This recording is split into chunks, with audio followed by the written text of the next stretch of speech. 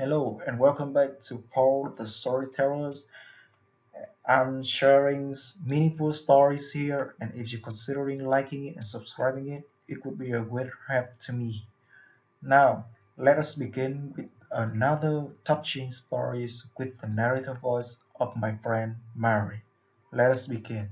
The marble floor beneath my knees was cold enough to seep through my worn uniform, but I barely noticed anymore. My hands moved in practiced circles, scrubbing at a wine stain that had already surrendered to the chemical burn of bleach. The sharp scent made my eyes water, mixing with the lingering perfume of last night's party.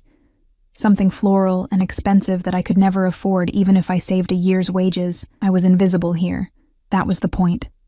In the Romano estate, the help existed in the peripheral vision of the wealthy, acknowledged only when something went wrong. I'd learned that lesson 3 months ago when Mrs. Castellano, the head housekeeper, pulled me aside after my first day. "Keep your head down, your mouth shut, and your eyes on your work," she'd warned, her weathered fingers gripping my wrist hard enough to leave marks, especially when he's home. He. Everyone referred to Dante Romano that way, as if speaking his name might summon him like some dark fairy tale creature. I'd only seen him twice. Once from the third-floor hallway as he strode through the entrance hall below, surrounded by men in identical black suits who moved like shadows given form. The second time through the kitchen window as he climbed into a black SUV with windows so dark they seemed to swallow light. Both times I'd felt something primal whisper in my hindbrain. Predator. The morning stretched into afternoon, my knees aching as I moved from room to room. The Romano mansion wasn't just large. It was a statement of power wrapped in Renaissance architecture and modern security. Cameras nested in crown molding. Men with earpieces patrolled the gardens. Even the air felt watched. "Isabella!" Maria's whisper cut through my thoughts. She appeared in the doorway, her face pale beneath her olive complexion. "Mr. Romano's office, now. You need to bring fresh coffee." My stomach dropped. "Why me? You always—" "Just do it." Her eyes darted to the hallway. "And whatever you do, don't look directly at him. Don't speak unless spoken to." The coffee service sat waiting in the kitchen, already prepared on a silver tray that probably cost more than my monthly rent. My hands trembled slightly as I lifted it, the delicate china rattling like my nerves. Mrs. Castellano appeared, adjusting the placement of the sugar bowl with sharp, precise movements. "His office is in the west wing, third door on the left," she said without looking at me. "Knock twice. Wait. If he doesn't answer within 10 seconds, leave the tray outside and go." "What if he does answer?" Her eyes finally met mine, and I saw something that might have been pity. "Then pray you don't make any mistakes." The west wing hallway was different from the rest of the house. Darker wood, heavier doors, the kind of silence that pressed against your eardrums. My footsteps were muffled by a carpet so thick my shoes disappeared into burgundy depths. 2 men flanked the hallway's entrance, not the elderly security guards who monitored the main gates, but younger men with cold eyes and bulges under their jackets that I tried not to think about. They watched me approach but didn't move, didn't speak. I felt their gaze track my progress like rifle scopes. Third door on the left, heavy oak with an iron handle that felt cool against my palm. I balanced the tray on one hip and knocked twice, the sound hollow and final. Silence. 5 seconds. 6. 7. Leave the tray. Walk away. 8. 9. Enter. The voice was deep, textured like smoke over gravel.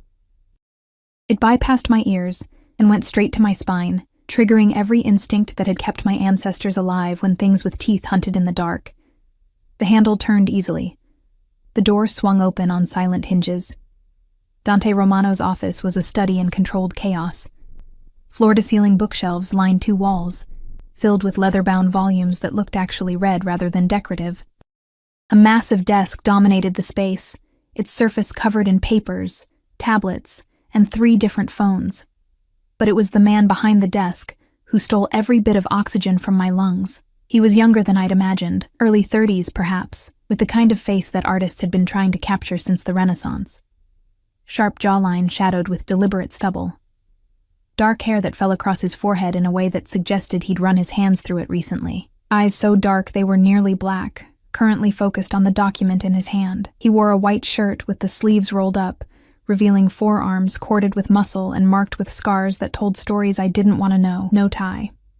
The top 2 buttons undone, showing the hollow of his throat and a hint of something that might have been a tattoo. Coffee. On the desk.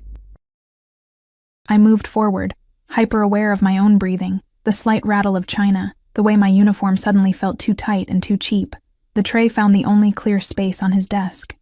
I began to arrange the cups with hands that had steadied through sheer force of will. That's when I noticed it. A folder. Cream-colored, expensive paper.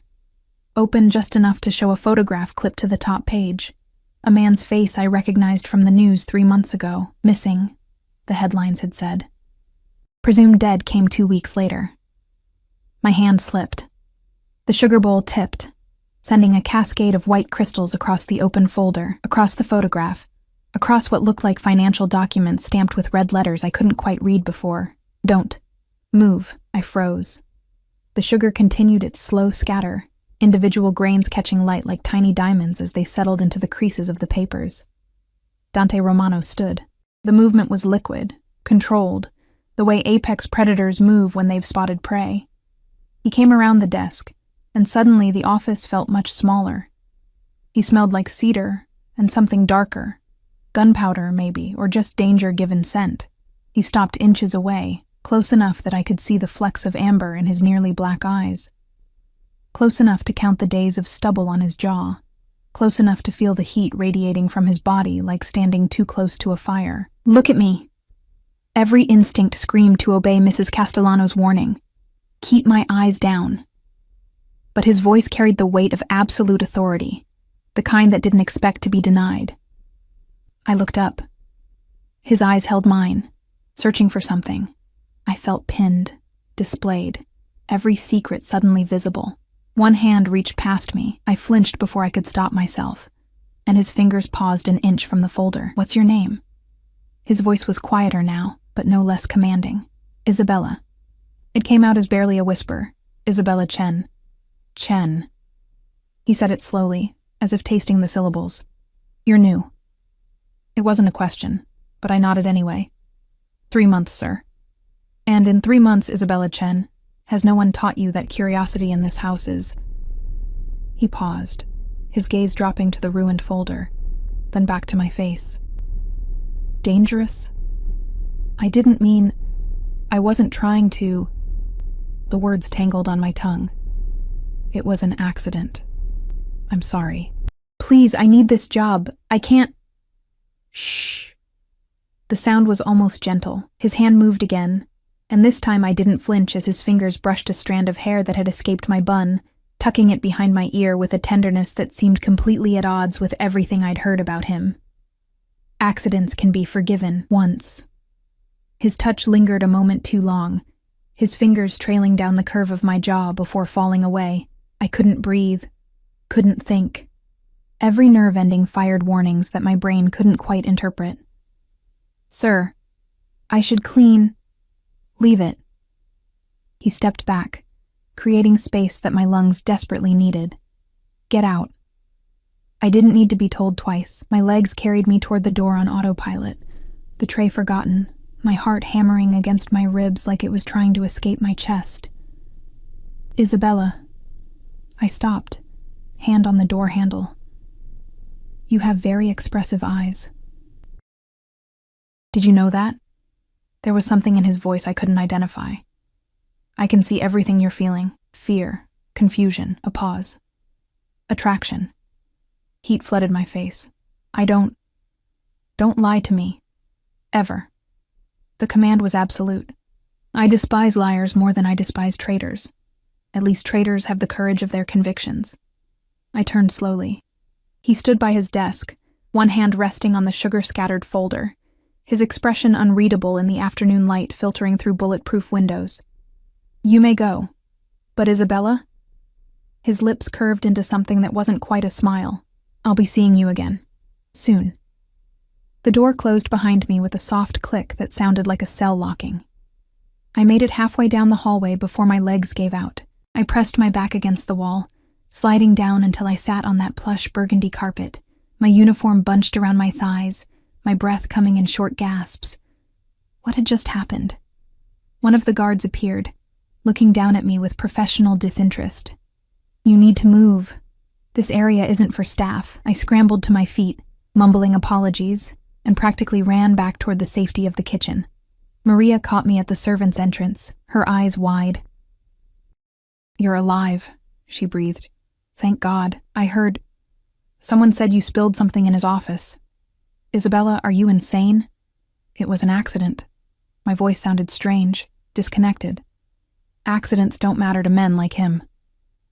Maria gripped my shoulders. "Listen to me. Stay away from Dante Romano, far away. He's not just dangerous, he's lethal. Do you understand?" I nodded, but even as I did, I could still feel the ghost of his fingers on my jaw, still hear the dark promise in his voice. "I'll be seeing you again, soon." That night, I couldn't sleep. I lay in my cramped studio apartment above a laundromat in Queens, staring at cracks in the ceiling while police sirens wailed in the distance. My phone buzzed. A text from my roommate, Jenna, asking if I could cover her shift at the diner. I ignored it. Instead, I kept replaying those moments in his office, the way he moved, the intensity of his gaze. The folder I shouldn't have seen. I should have been terrified. I was terrified. But underneath the fear coiled something else, something I didn't want to name. My phone buzzed again. Unknown number. "Sleep well, Isabella. Dream of me." My heart stopped, then kicked into overdrive. How did he have my number? A second text appeared before I could process the first. "And if you tell anyone about what you saw in my office, you won't need to worry about dreaming ever again." The threat was clear, but it was the first message that haunted me as I finally drifted into restless sleep. Dream of me.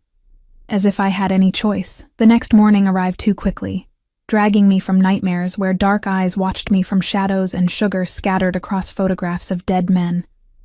I dressed in my spare uniform, the first still reeked of bleach and fear sweat, and braided my hair with fingers that hadn't quite stopped trembling. The subway ride to the Romano estate felt different. Every face seemed suspicious. Every glance felt weighted. When a man in a black coat boarded at my stop, I nearly bolted from the train. "You're being paranoid," I told myself. He was just making a point. Men like him make threats like breathing. But I couldn't shake the memory of his voice, the way those texts had appeared on my phone like he'd reached across the city to touch me. Mrs. Castellano was waiting when I arrived, her expression more severe than usual. "You're on laundry duty today, basement level. Stay there until I tell you otherwise." Relief flooded through me. The basement was as far from Dante Romano's office as geographically possible, while remaining in the same building. "Yes, ma'am." "And Isabella?" She caught my arm as I turned. "Whatever happened yesterday, forget it. Pretend it never occurred. Your life will be simpler, if only it were that easy." The basement laundry room was a cathedral of steam and soap, industrial washers humming like mechanical prayers. I lost myself in the rhythm of sorting, loading, folding. Whites separate from colors, delicates in mesh bags. Mr. Romano's shirts required special attention. Hand-washed, line-dried, pressed with military precision. His shirts. I held one up. White cotton so fine it was nearly translucent. It still carried his scent, cedar, and that darker note I couldn't identify. My fingers traced the collar where it would rest against his throat, and I felt heat crawl up my neck.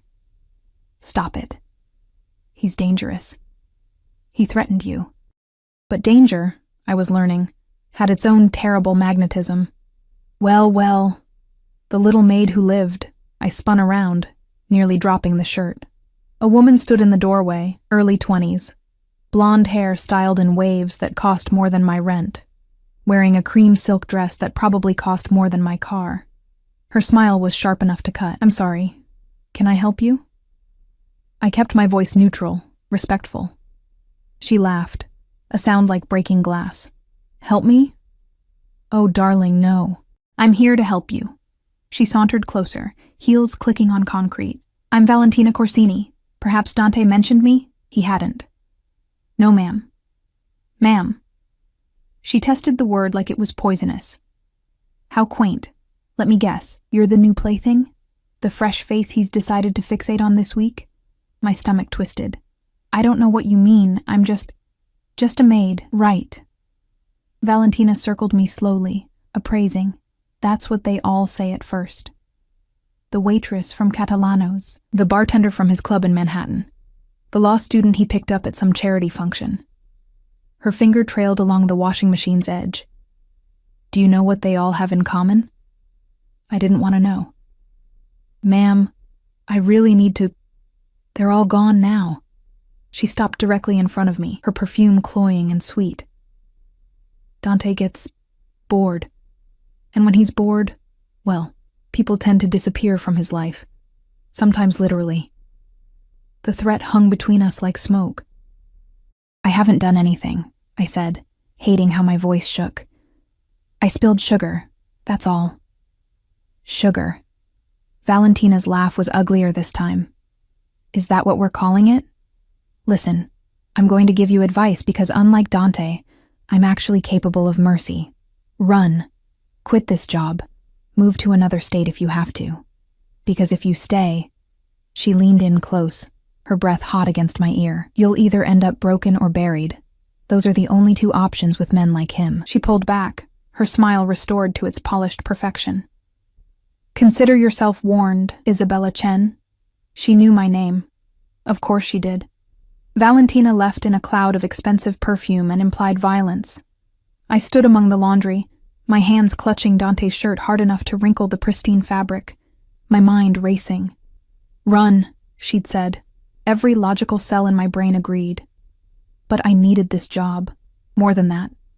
I needed the money from this job. My mother's treatments weren't getting cheaper, and the clinic in New Jersey didn't accept good intentions as payment. I was trapped by economics and biology, pinned between impossible choices. The day crawled past. I stayed in the basement until Maria came to find me at dinner time, her expression odd. You're wanted upstairs. Where? Please not his office. Please not. The dining room. Mr. Romano is having dinner with... guests. They need someone to serve. Where's Claudia? Or Sophia? They always... He asked for you specifically. Maria's voice dropped to barely a whisper. Isabella, I don't know what's happening, but be careful.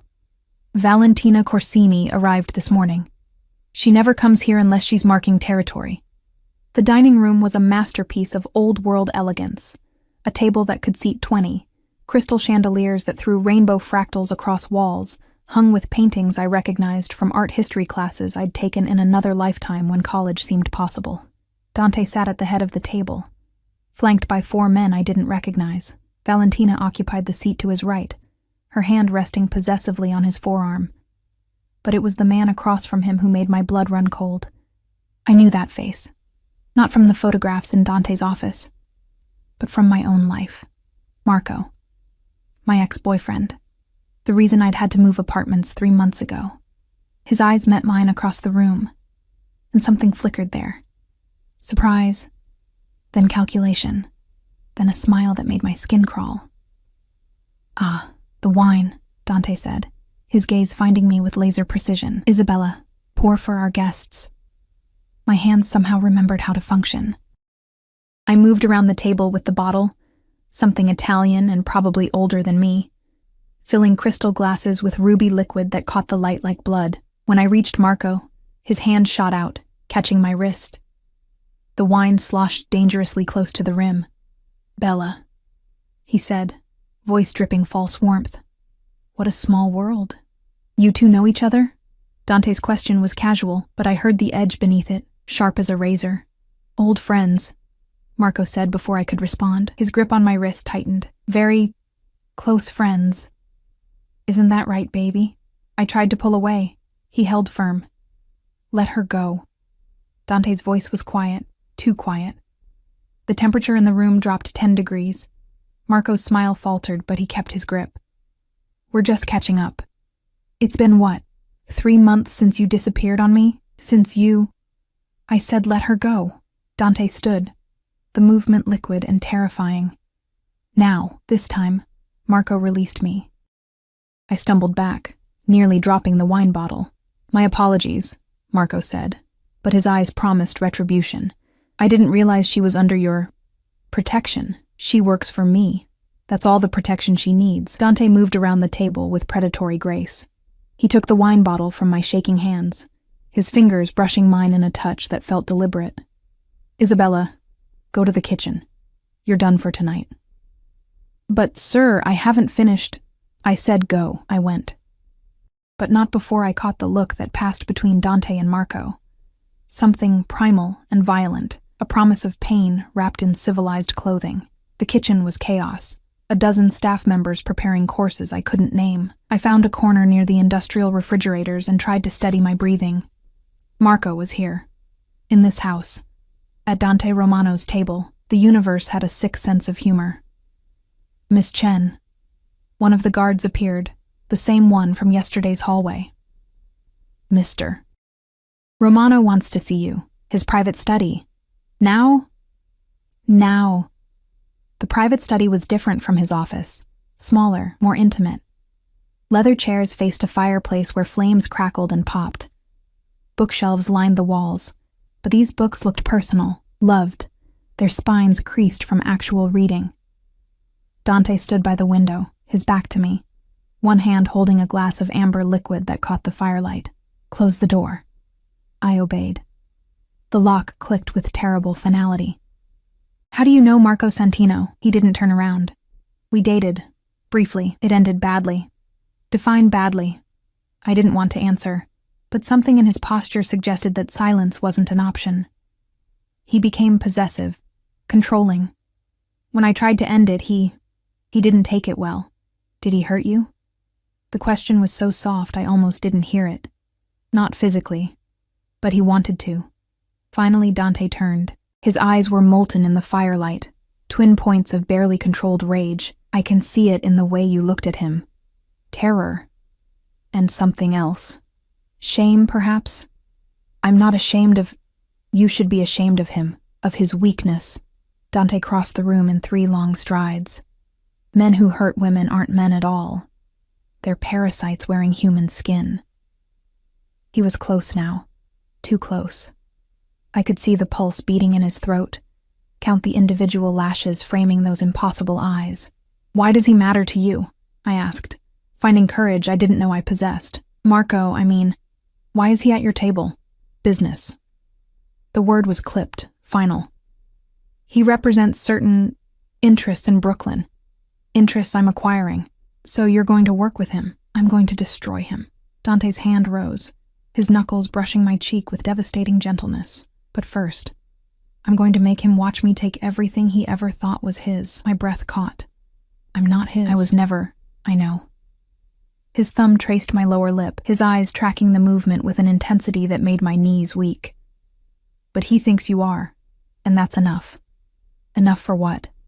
His smile was dark, beautiful, and utterly terrifying. For me to keep you here, close, where I can see you. That's not... You can't just... Can I? His other hand settled on my waist, pulling me against him. I felt the hard planes of his chest, the heat of his body, the thunder of his heartbeat matching my own. I own this house, Isabella. Everyone in it. Including you. I'm not property. No. His lips hovered an inch from mine. You're something far more valuable. You're leverage, bait, and most dangerously, his breath ghosted across my mouth. You're mine. He kissed me. Not gently. Not asking permission. His mouth claimed mine with the same absolute authority he wielded over everything else in his world. Demanding, possessive, overwhelming. His hand tangled in my hair, tilting my head back, deepening the kiss until I couldn't remember why this was wrong, why I should resist. I kissed him back. God help me. I kissed him back. When he finally pulled away, we were both breathing hard. His eyes burned with something that might have been triumph, or might have been hunger. Tomorrow you move into the East Wing. Guest suite, you'll have a driver, a security detail, and anything else you need. What? No. I can't just... You can. You will. His thumb stroked my swollen lip. Because if Marco Santino thinks for 1 second that you're still out there, vulnerable, in that shithole apartment in Queens. He'll come for you. And I can't protect what I can't see. This isn't protection. This is possession. He smiled. Yes, get used to it, Isabella. You're mine now. And I don't share. The East Wing guest suite was larger than my entire apartment. Floor-to-ceiling windows overlooked manicured gardens where fountains whispered secrets to the night. The bed could sleep 4 people comfortably, dressed in sheets that felt like water against skin. A bathroom done in white marble and gold fixtures. A walk-in closet that echoed when I stepped inside. And guards. Always guards. 2 stationed outside my door, rotating every 6 hours like I was something precious that needed protecting, or like I was a prisoner in a very beautiful cage. 3 days had passed since that kiss in Dante's study. 3 days since my life had been upended and reconstructed according to his will. I'd gone back to my apartment once, escorted by 2 of his men, to pack my essentials. The landlord hadn't even blinked when I broke the lease. Apparently, a call from Dante Romano's lawyers carried more weight than a year's contract. Maria avoided my eyes now when we passed in the hallways. The other staff whispered behind their hands. I'd crossed some invisible line, moved from servant to what? Mistress? Prisoner? Pet? I didn't know. And that terrified me more than anything. A knock at my door. Sharp. Authoritative. One of the guards poked his head in. Mr. Romano wants you downstairs. The library. 5 minutes. The library was my favorite room in the entire mansion, a 2-story temple of books with a spiral staircase connecting the levels. Dante stood on the upper level, pulling a volume from a shelf, his reading glasses perched on his nose in a way that made him look almost human. Almost. You read, Dante? I asked, climbing the stairs. The book in his hand was a worn copy of Inferno. My father had a sense of humor. He didn't look up from the pages. Naming his son after the man who documented hell, as if he knew what I'd become. And what have you become? Finally, his eyes met mine over the rims of his glasses, the thing that even hell fears. He wasn't joking. Dante closed the book, setting it aside with care that seemed at odds with his reputation. I have a problem, Isabella, and you're going to help me solve it. What kind of problem? Marco Santino is claiming you're carrying his child. The world tilted. What? That's insane. I haven't seen him in months, and I would never. I know. Dante descended the stairs with measured steps. The timeline doesn't work, but he's telling anyone who'll listen that you ran away when you found out you were pregnant, that you're hiding here, using me to avoid your responsibilities. Rage, hot and bright, flooded through me. That lying piece of careful. Dante's hand caught my chin, tilting my face toward the light streaming through tall windows. Anger makes you careless. And careless women don't survive in my world. I don't care about surviving your world. I care about my reputation. My name. Your reputation? His laugh was bitter. Isabella, the moment you moved into this house, your reputation was forfeit. Everyone already assumes you're warming my bed. Heat crawled up my neck. I know. His thumb traced my jawline, that now familiar touch that made my breath catch. But they don't. And Marco is using that assumption to paint himself as the wronged party, the abandoned father-to-be. So what do? We do nothing. I handle Marco. You. His expression shifted, something calculating moving behind his eyes. You give me leverage. How? Instead of answering, he pulled out his phone, scrolling through messages with a frown that carved lines between his brows. There's a charity gala tomorrow night. Very public, very visible. All the major families will attend. Marco will be there with Valentina. Did I mention they're engaged now? That shouldn't have stung. It did anyway. Congratulations to them. She's using him to get to me. He's using her family connections to expand his territory. It's very transactional. Dante pocketed his phone. You'll attend with me, as my date. That's a terrible idea. It's a brilliant idea. We present a united front. You, radiant at my side, clearly not pregnant with Marco's child. Him, forced to either admit he lied or double down and look like a fool. And Valentina? Let me worry about Valentina. His hand slid to my waist, pulling me closer. All you need to do is smile, look beautiful, and let everyone see that you belong to me. There was that word again. Belong. I don't belong to anyone, I said. But my voice lacked conviction, don't you? His lips brushed my temple, feather light. Then why did you kiss me back? Why do you shiver when I touch you? Why haven't you run screaming from this house? Because I was an idiot. Because somewhere between fear and fascination, I'd lost my sense of self-preservation. Because when he looked at me like I was the only thing in his universe that mattered, I forgot that men like him destroyed everything they touched. I need this job, I said instead. For my mother. She's sick and the treatments are expensive, I know. Of course he did. He probably knew everything about me by now. Your mother has stage 3 breast cancer. She's at the Monroe Clinic in Newark. They've given her 6 months without aggressive treatment, maybe 18 with. Tears burned behind my eyes. I make it my business to know everything about people in my orbit. His hand cupped my face, surprisingly gentle. As of this morning, her treatment is fully covered. The best oncologists, experimental therapies if needed, whatever gives her the best chance. The tears spilled over. Why would you do that? Because you need it. Because it keeps you here. Because... He paused, something flickering across his face too quickly to read. Because I can. It should have felt like manipulation.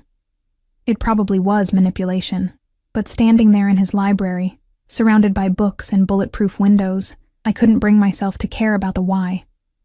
My mother would live. That was all that mattered. Thank you, I whispered. Don't thank me yet. His smile held no warmth. Everything has a price, Isabella. And tomorrow night you'll start paying it. The gala was held at the plaza, the ballroom transformed into something from a fairy tale. If fairy tales involved armed security and guests who laundered money for a living.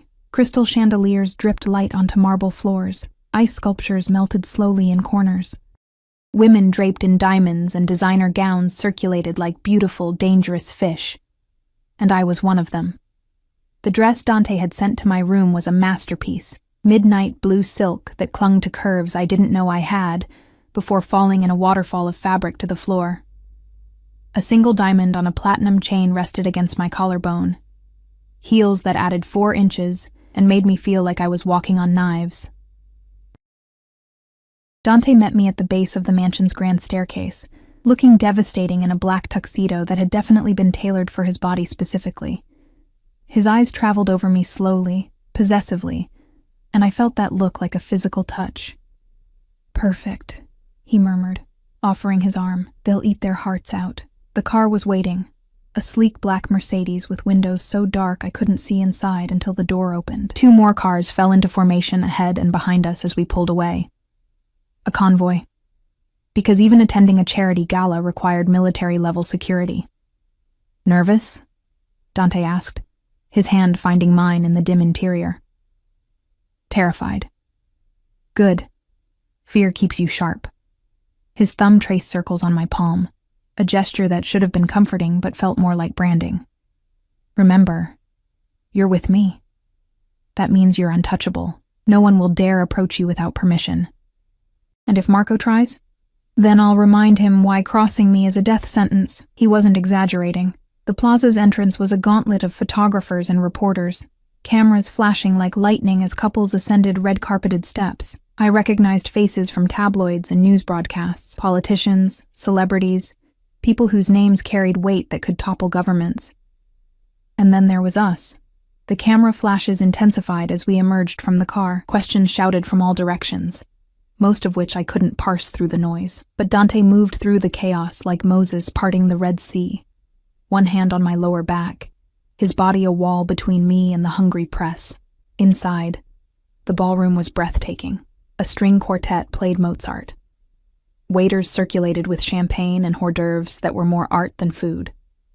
Conversations hummed at a frequency that suggested power and money and secrets worth killing for. Heads turned as we entered. Conversations paused. A ripple of awareness spread through the crowd like a stone thrown into still water. Dante felt it too. His hand tightened on my waist, pulling me closer. A clear signal. Mine. Dante, darling. Valentina materialized from the crowd, resplendent in white. Bridal colors, I realized with a sick twist in my stomach. Marco shadowed her, his expression murderous when his eyes found me. And you brought your little charity case. How sweet. Valentina. Dante's voice could have frozen hell itself. You're looking desperate. White? Really? Her smile tightened. It's called elegance. Though I wouldn't expect you to recognize it, considering your current company. Careful, Dante said softly, dangerously. You're very close to saying something you'll regret. Marco stepped forward, his hand on Valentina's elbow. Is it true then? You're actually fucking the help? The quartet stopped playing. Silence crashed over the ballroom like a wave. Dante's entire body went still, the kind of stillness that preceded violence. Apologize. Now. For what? Stating facts? Marco's smile was ugly. Everyone here knows what she is. What she was to me before you decided to play hero. I was never yours, I said, surprised by the strength in my voice. You're delusional if you think otherwise. Delusional? Marco laughed, sharp and cruel. Sweetheart, I have texts, photos. Evidence that you and I were very much together 3 months ago. Doctored evidence means nothing. Dante's hand moved to his jacket, and suddenly there were guns, so many guns, pointed in our direction as his security detail materialized from the shadows. But feel free to present it. I'd love to watch my lawyers tear you apart. The ballroom had become a pressure cooker. Guests backed away, creating a circle around our little drama. I felt 100 eyes on me, judging, calculating my worth. Valentina grabbed Marco's arm. Not here, not now, but Marco shook her off, his attention laser-focused on me. Tell them, Bella. Tell them about the baby. My heart stopped. There is no baby. Liar. His hand shot out, grabbing my wrist exactly like he had at dinner. You think you can just disappear? Start a new life with him and pretend I don't exist? Dante moved. One moment Marco was gripping my wrist. The next, he was on the floor, Dante's knee on his chest, Dante's hand around his throat. Touch her again, Dante said, his voice barely above a whisper but carrying through the silent ballroom like thunder. And they'll never find your body. Security swarmed, both Dante's men and hotel security, trying to separate them without getting killed in the crossfire. I stood frozen, my wrist throbbing where Marco had grabbed me, my entire body shaking with adrenaline. Valentina appeared at my elbow, her voice low and venomous. Enjoy it while it lasts, sweetheart. Men like Dante don't keep broken toys for long. Then she was gone, following the security team dragging a cursing Marco toward the exit. Dante stood, straightening his tuxedo jacket with deliberate calm. He turned to me, his eyes searching my face. Are you hurt? I shook my head, not trusting my voice. Good, he offered his hand. Dance with me. What? Everyone's watching. We're going to show them exactly what Marco Santino means to us. His smile was blade sharp, nothing. The quartet had resumed playing, a waltz this time, slow and sweeping. Dante led me to the center of the ballroom, one hand claiming my waist, the other capturing my hand. We moved together, and despite everything, despite the scene and the threats and the guns, my body knew how to follow his lead. You're shaking, he murmured against my hair. He said there's a baby. There isn't. How can you be sure? His hand tightened on my waist. Because if there was, you'd be showing by now. And because Marco Santino is a liar who'll say anything to maintain his fragile ego. We spun, silk and wool moving in perfect synchronization. Around us, other couples slowly returned to the dance floor, the drama receding into gossip that would fuel conversations for weeks. What happens now? I asked. Now? Now everyone knows you're under my protection. Marco can spread whatever lies he wants. But after tonight, no one will believe him. Dante's lips brushed my temple. You're safe, Isabella. I promise. But as we danced among the powerful and the corrupt, I couldn't shake Valentina's words. Broken toys. Was that what I was becoming? And worse. Did I even care anymore? The days after the gala blurred together in a haze of luxury and surveillance. Dante had been right. No one questioned my presence at his side anymore. but the protection came with a price I was only beginning to understand. I wasn't allowed to leave the estate without an escort. My phone had been replaced with one of his. More secure, he'd said, though I suspected it was more about monitoring than protection. Even my mother's hospital visits required advance notice and a 3-car motorcade that made her ask questions I couldn't answer. "Isabella, sweetheart, what's really going on?" she'd asked during my last visit, her thin hand gripping mine with surprising strength. The chemo had stolen her hair, her weight, her color, but not her ability to read me like a book. "You show up here with armed men. You're wearing clothes that cost more than our car. And you look what? Scared. And something else. Like you're falling, and you don't know if there's a net at the bottom." She wasn't wrong. I was standing at the window of my suite 2 weeks after the gala when Maria knocked. The first time she'd come to my room since I'd moved to the East Wing. Her expression was guarded, professional. "Mr. Romano wants to see you. The greenhouse." The greenhouse was Dante's private sanctuary, a glass cathedral hidden behind the rose gardens where he grew orchids and other exotic plants that required specific temperatures and obsessive care. I'd only been inside once, escorted by Mrs. Castellano for some forgotten errand. Now I walked there alone, or as alone as one could be with guards trailing at a discreet distance. The air inside was thick, humid, carrying the scent of earth and blooming things.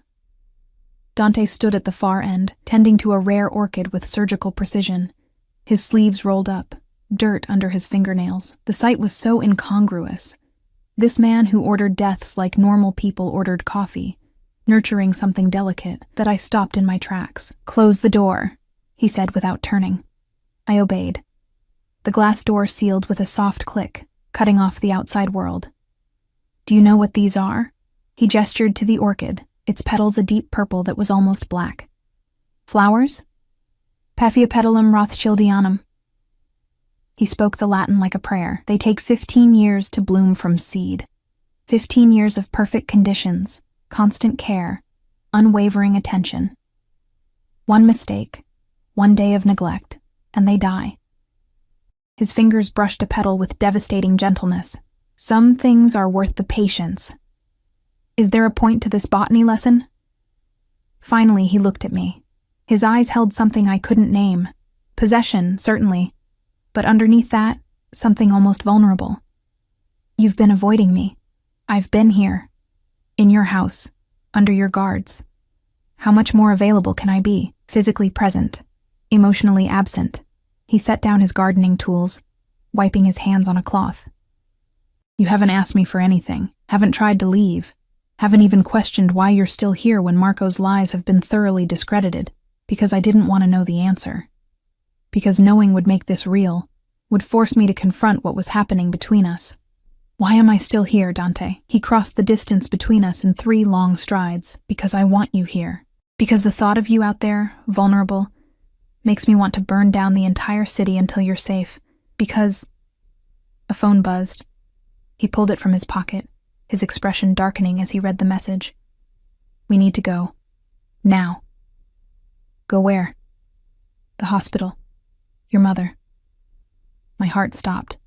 What happened? She collapsed during treatment. They're stabilizing her, but he was already moving, his hand catching mine, pulling me toward the door. "Come on." The drive to Newark was a blur of traffic violations and red lights that didn't matter when you had diplomatic immunity, or whatever equivalent allowed Dante Romano to operate above the law.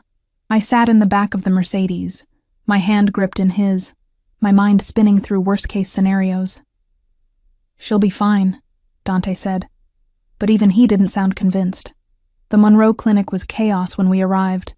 Doctors rushing, machines beeping, that particular hospital smell of antiseptic and fear. Dr. Patel met us outside the ICU, her expression grave. "Miss Chen, your mother had a severe reaction to the new treatment protocol. Her blood pressure spiked. Her heart rate became erratic. We've stabilized her, but..." She glanced at Dante, then back to me. "We need to discuss next steps." "Can I see her?" 5 minutes. She's sedated, but she might be able to hear you." My mother looked impossibly small in the hospital bed, tubes and wires connecting her to machines that kept her alive. Her chest rose and fell with mechanical precision. I took her hand, careful of the IV, and felt tears stream down my face. "I'm sorry," I whispered. "I'm so sorry, Mom. This is all my fault. If I'd just... It's not your fault." Dante's voice came from behind me. I'd almost forgotten he was there. "The cancer isn't your fault. The treatment complications aren't your fault. But the stress, me disappearing, showing up with guards, all the questions I couldn't answer." Isabella. He moved closer, his hand on my shoulder. "Look at me." I turned, meeting his eyes. "Your mother is getting the best care available anywhere in the world. Dr. Patel is one of 3 specialists in experimental immunotherapy. The treatment that caused this reaction? It was a Hail Mary because the conventional treatments weren't working. She knew the risks. She chose this." "How do you know what she chose?" "Because I spoke with her, last week." His admission hung between us. She wanted to meet the man who was taking care of her daughter. Her words. "You talked to my mother? About what?" "About you. About us. About whether my intentions were honorable." A ghost of a smile crossed his face. "She's remarkably fierce for someone undergoing chemotherapy. Reminded me of you. What did you tell her?" "The truth." His hand cupped my face, thumb wiping away tears. "That I'm many things. Violent, ruthless, probably damned. But that I would die before I let anything happen to you. That's not an answer. It's the only answer I have." He pulled me against him, and I went, burying my face in his chest, letting myself break because no one else was watching. "Your mother made me promise something. She made me swear that if anything happened to her, I'd keep you safe. That I'd make sure you finished your degree, had a real life, didn't get swallowed by my world. You can't promise that. Your world has already swallowed me whole. Then I'll pull you back out." His arms tightened around me. "Whatever it takes." Dr. Patel appeared in the doorway, clearing her throat softly. "Miss Chen, your mother is waking up. She's asking for you." My mother's eyes were hazy with medication, but they focused when she saw me. Her hand squeezed mine weakly. "Baby girl," she whispered, her voice rough from intubation. "Stop crying. I'm not dead yet." I laughed through tears. "Don't even joke about that. Who's joking?" Her gaze shifted past me to where Dante stood. "You. Come here." Dante approached the bed with a wariness I'd never seen in him before. "You hurt my daughter," my mother said, each word an effort. "And I will haunt you from beyond the grave. Understand?" "Yes, ma'am." "Good." She coughed, and I grabbed the water cup, helping her sip through a straw. "Now both of you listen. Isabella, stop blaming yourself for things you can't control. Dante, stop trying to protect the world and focus on protecting her. And both of you, figure out what this is before someone gets killed." "Mom?" "I'm serious. I've seen the news. The Santino boy claiming paternity, the scene at the gala, Valentina Corsini making threats." Her fingers tightened on mine. "I don't have the energy to worry about you while fighting cancer. So whatever this thing between you two is, define it, claim it, or end it. But stop existing in limbo." She was right. We both knew it. Dr. Patel ushered us out minutes later, promising updates every few hours. In the hallway, Dante and I stood in heavy silence, the weight of my mother's words pressing down like atmosphere. "She's not wrong," I finally said. "No, she's not." Dante ran a hand through his hair, a rare gesture of uncertainty. "Isabella, His phone rang. He glanced at the screen, his expression hardening. "I need to take this." He stepped away, his voice low and harsh as he spoke in rapid Italian. I caught fragments. Marco's name, something about a shipment, coordinates. When he returned, his face was carved from stone. "We need to go back. Now. What's wrong?" Marco made a move. Stupid, desperate, but potentially deadly. He was already walking toward the exit, his security team materializing around us. "He's claiming that you're not just pregnant with his child. He's saying I kidnapped you, that you're being held against your will." That's insane. Insane or not, he's filed a complaint with the police. Formal charges. They're requesting a wellness check. My stomach dropped. Can they do that? They can try. We emerged into the parking lot. The car's already running, doors open, which means we need to get ahead of this. Publicly, definitively, in a way that leaves no room for interpretation. How? He helped me into the Mercedes, sliding in beside me. The door closed, sealing us in tinted privacy as the convoy pulled away from the hospital. You're going to give a statement, on camera, to the press, explaining that you're exactly where you want to be, that Marco's claims are harassment from an ex who can't accept that you've moved on. Moved on to what exactly? I turned to face him. Dante, what are we? Your mother asked, mine asked, and I'm asking now. Am I your employee? Your guest? Your prisoner? Your... Mine. The word was absolute, final. You're mine, Isabella. In every way that matters. That's not an answer. Then let me be clearer. He shifted, his body caging mine against the leather seat, his hands on either side of my head. I want you in my bed, in my life, in my world. I want to wake up to you every morning and fall asleep with you every night. I want every man who looks at you to know that touching you means death. I want... He stopped, jaw clenched, fighting for control. What? I whispered. What do you want? Everything. His forehead pressed against mine, his breath ragged. I want everything you can give me and more. And I know that makes me selfish, possessive, probably insane. But I stopped pretending otherwise the moment I saw you on your knees in my hallway, invisible to everyone but me. My heart hammered against my ribs.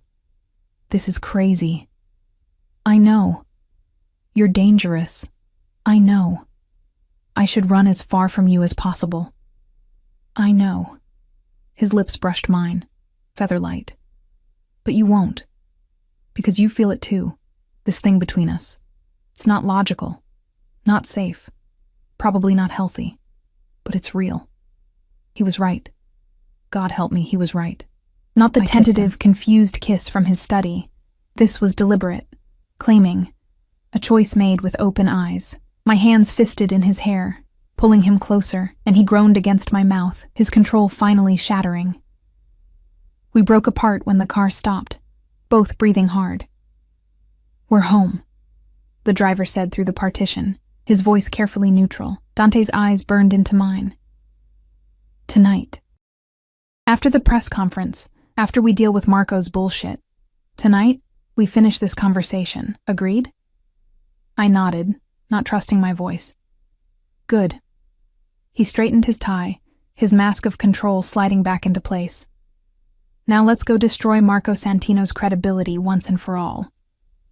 The press conference was scheduled for 8 p.m. in the mansion's formal parlor. Dante's PR team had assembled a full media circus. Cameras, reporters, microphones arranged in a semicircle that made my skin crawl. I wore a simple dress, navy blue, modest, professional. Dante had insisted on visible proof I wasn't pregnant, wasn't being held against my will.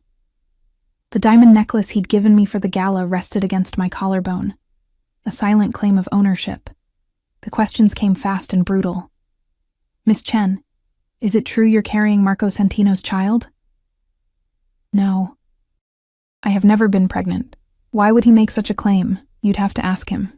Perhaps he's confused about the timeline. Or perhaps he's simply lying. Are you being held here against your will?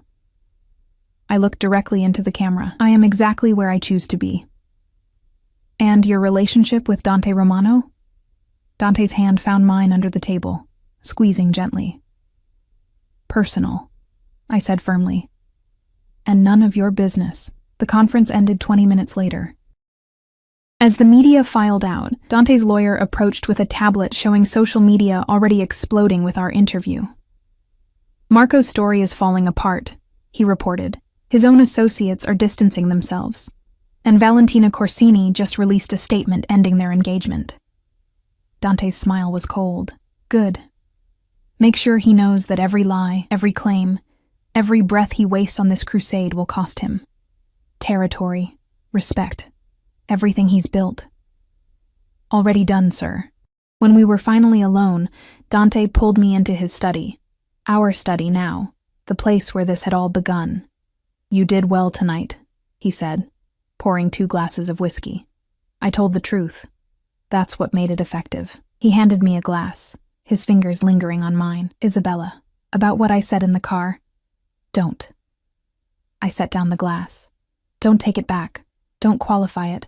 Just don't. I wasn't going to. He moved closer, backing me against his desk. I was going to ask you something. What? His hand slid into his pocket, and for one insane moment I thought. But instead of a ring, he pulled out a key. Simple, silver, modern. This is to my private quarters, 3rd floor, north wing. No guards, no cameras, just me. He pressed it into my palm. I'm not asking you to move in, not yet. But I'm asking you to have access. To know that you're welcome. That when you're ready. I kissed him, cutting off the words with action.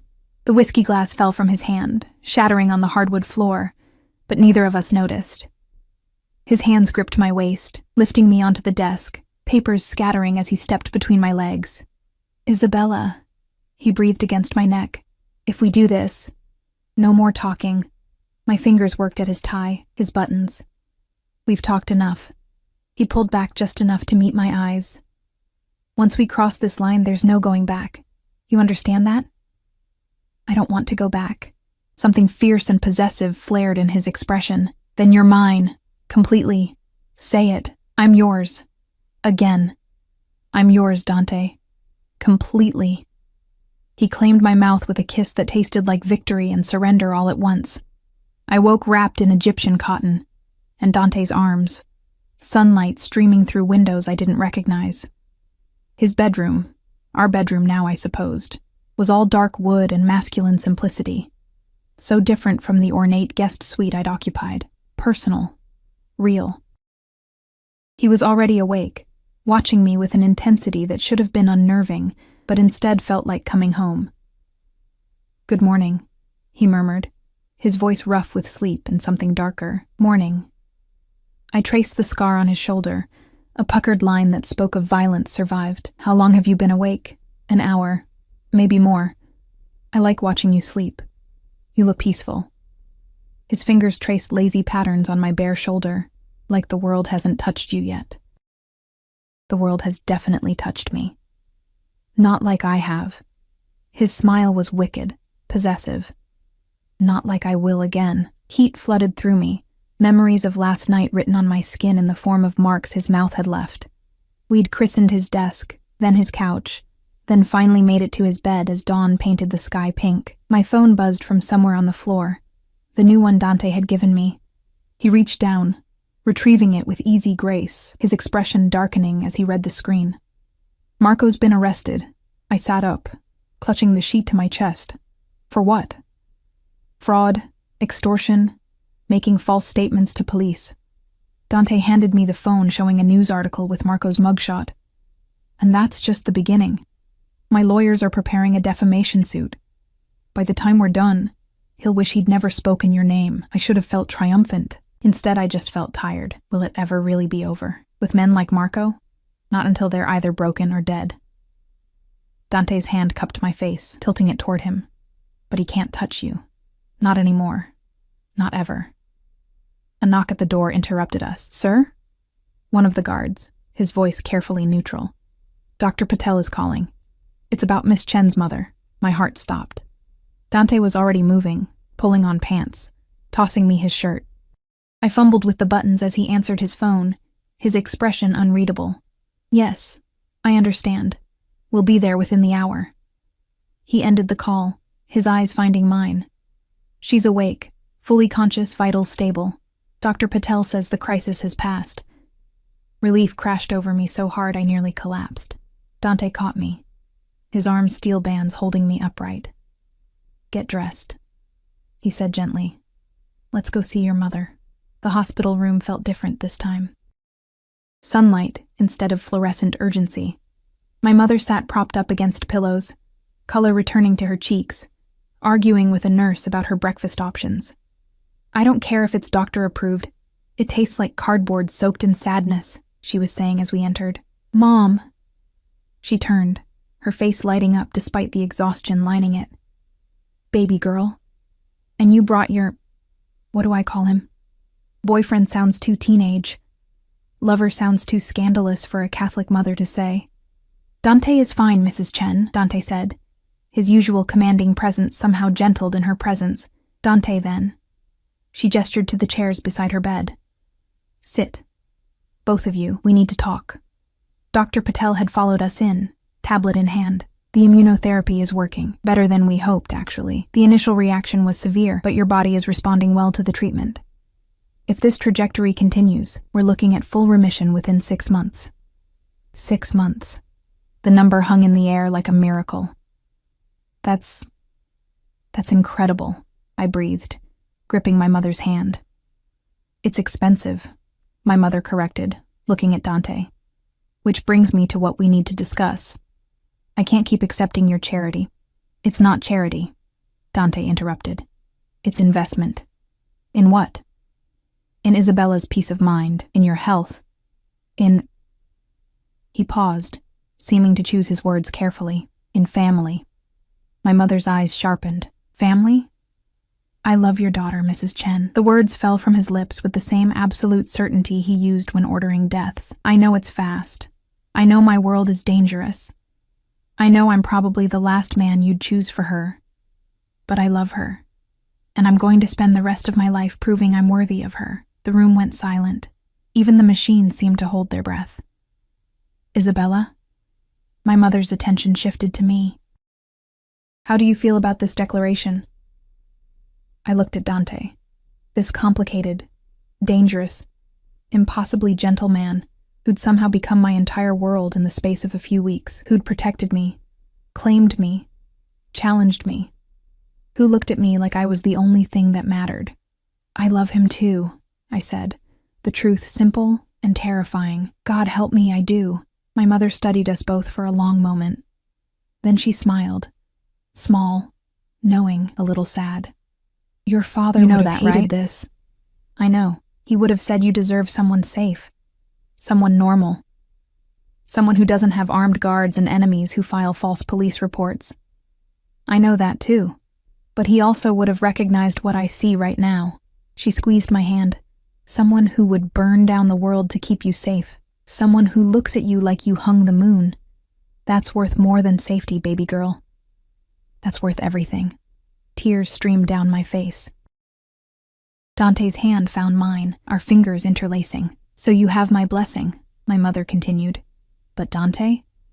If you hurt her, cancer won't get to kill me because I'll come back as a vengeful ghost and make your life hell.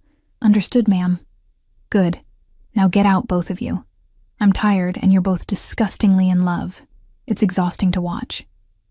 3 months later, I stood in Dante's greenhouse, our greenhouse, watching him tend to his orchids with that same obsessive care. The Paphiopedilum rothschildianum he'd shown me had finally bloomed, its dark purple petals unfurling like secrets revealed. My mother was in remission. The doctors called it a miracle. Dante called it stubbornness. I called it grace. Marco Santino had disappeared. Not dead, Dante assured me, but thoroughly destroyed. His territory absorbed by Dante's organization, his reputation in tatters. Last I'd heard, he was working construction in Arizona, as far from New York as he could run. Valentina had married someone else, a banker from Milan who'd never questioned why she flinched at certain names. And me? I'd enrolled in classes. Business management, Dante had suggested. Someone needs to legitimize my empire eventually. Might as well be you. You know I'm going to actually try to make your businesses legal, right? I'd warned him. I'm counting on it. Now, watching him work, I felt complete in a way I'd never experienced before.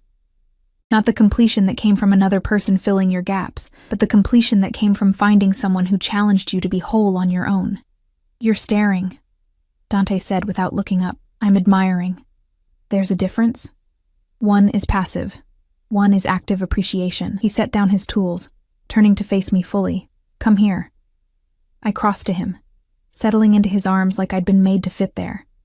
His hand splayed across my stomach, still flat, but not for long.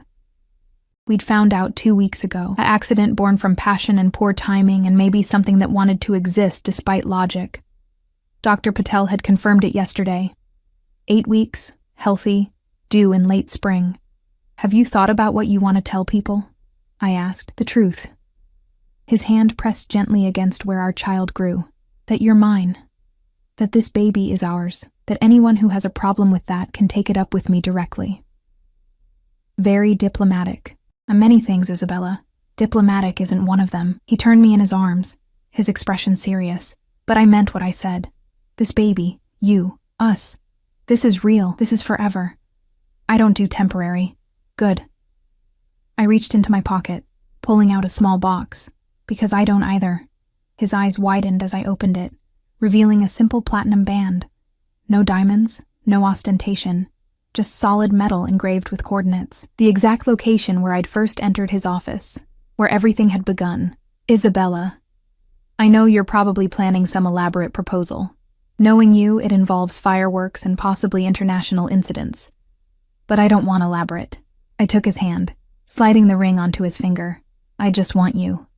Forever. Starting now. For the first time since I'd known him, Dante Romano looked speechless. Then he laughed, real, genuine, joyful, and kissed me hard enough to make the greenhouse spin. You constantly surprise me, he said against my lips. I plan for everything, control everything, and you just disrupt it all. Is that a yes? That's an absolutely, eternally, irrevocably yes. His hand cupped my face. But Isabella? I'm still doing a proper proposal, with fireworks and possibly international incidents. I wouldn't expect anything less. We stood there as the sun set, casting golden light through glass walls, surrounded by flowers that took 15 years to bloom, building something that would take a lifetime to perfect. My phone buzzed. A text from my mother. Dinner this Sunday. Tell him to bring wine. Nothing too expensive. I don't trust anything that costs more than my car. Dante read over my shoulder, smiling. Your mother terrifies me more than my enemies. As she should. Think she'll be happy about the baby? She'll be thrilled. And insufferable about being right. About what? She told me the day we met that I'd marry you. Said she could see it in the way you looked at me. Smart woman. The smartest. We locked up the greenhouse as twilight deepened, walking back toward the mansion hand in hand. Guards shadowed our path, but for once I didn't mind. They weren't jailers. They were protection for something precious. Inside, Mrs. Castellano was directing the evening staff with her usual efficiency. She caught sight of us, her expression softening almost imperceptibly. Dinner in 20 minutes, Mr. Romano. I've prepared Miss Chen's favorites. Thank you, Mrs. Castellano, Dante paused. And I believe congratulations are in order.